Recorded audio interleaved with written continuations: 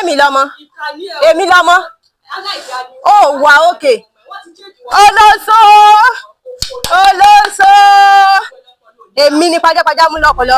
Ìwá, òun wá ṣẹlẹ̀, òfin ríṣẹ́ o, mo ń lọ bí iṣẹ́ o. Ṣé bí ebi sí olóso lórí? Ebá wọn chief náà ń gbé ọ.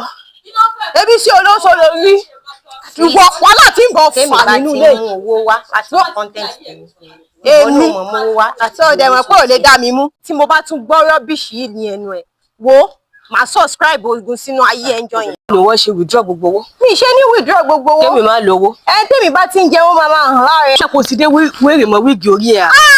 Ṣé orí òun tí mi? Ṣé wọn pé wọn kì í gbá mi lórí? Tí mo bá dẹ̀ kọjú sí ẹ̀ ò ní láìkí ẹ̀ o. Ṣé wọn pé wọn kì í gbá mi lórí? Agbára ò ní ká o. Táíwò ṣọ́ ara ẹ̀ tí mo bá dẹ̀ wùwà nú mi fún ẹ ò ní láìkí ẹ̀. Ìwà wo ní bẹ́nu ẹ̀? Màá sẹ́ ń gbò. Mo bí ọjà. Táíwò. Ẹjọ́